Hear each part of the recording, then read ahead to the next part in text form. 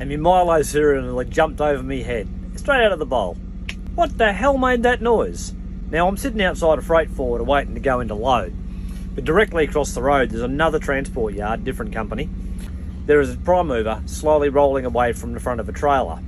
Suddenly it stops, starts reversing back again. Bang! Again! By this stage, I'm out of the truck, vest on, and I'm marching across the road to the yard. Mate, I cannot watch you do that. I don't know what's wrong, he says. He gets out of the truck. I don't understand. The boss said, just back up to the trailer and it'll go click and connect. This must be some kind of magic. Several things here. Firstly, you can get an HC license without knowing how to use a turntable. So you can get an HC license with a truck and dog, so you may only have ever used a ring feeder. This fella has clearly never used a turntable and kingpin.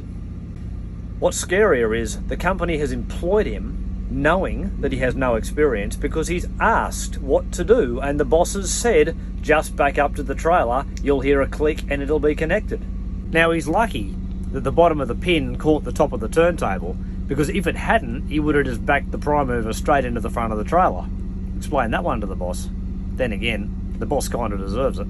So I've shown him the gap between the skid plate and the turntable and said, mate, that's your problem. Now roll forward a couple of feet, make sure you're still under the trailer, put the brakes on, and I'll show you what's going on. So he does that.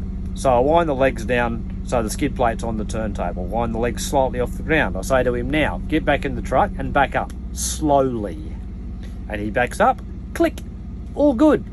I then show him legs up, I show him how to plug in his electrics and air, and basically explain how this system works. I also tell him, as I do, to get a torch and to check visually the jaws, make sure the jaws are closed, make sure it's a Holland hitch, so there's a pin on the front that should lock back into place. And no, he wasn't that nationality, or that one.